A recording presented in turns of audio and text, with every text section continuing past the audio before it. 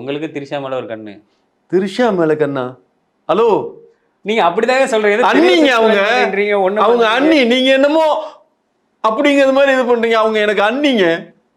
இப்போ தலைவர்ன்றீங்க, அப்ப தலைவி தானே வரணும். எப்படி அண்ணி வரும்? ஒரு விஷயம், எலெக்ஷனுக்கு அப்புறம் அவங்க தலைவி தான்.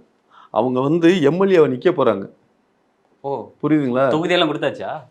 தொகுதியெல்லாம் கொடுத்துட்டாங்களா? தொகுதியெல்லாம் கொடுத்துட்டாங்களா? எந்த தொகுதியும் கொடுக்கறதுக்கு இன்னும் பேச்சுவார்த்தை போயிட்டு இருக்குது. டிஎம்கே கூட ஒரு பேச்சுவார்த்தை போயிட்டு இருக்கு. அன்னி பேசியிருக்காங்க. டிஎம்கேல என்ன சொல்லியிருக்காங்கன்னா, ஒரு டம்மியான கேண்டிடேட்டை நாங்க போட்டுறோம், அந்த இடத்துல நீங்க நில்லுங்க அப்படிங்கிறது மாதிரி. ஓ, சீரியஸா உண்மை. ஆக்சுவலா வந்து சிவாஜி கணேசன் தேர்தலில் நின்னாரு தெரியுங்களா? அப்போ வந்து திருவையாறு தொகுதியில ஒரு டம்மி கேண்டிடேட்டை தான் யாரு இவங்க திமுக காரங்க வச்சாங்க.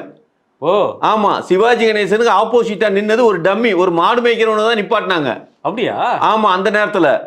ஆனா என்ன காரகம், நேரம் சரியில்லை ஐயாவுக்கு, சிவாஜி ஐயாவுக்கு. அந்த மாடு மேய்க்கிறவரு ஜெயிச்சிட்டாரு.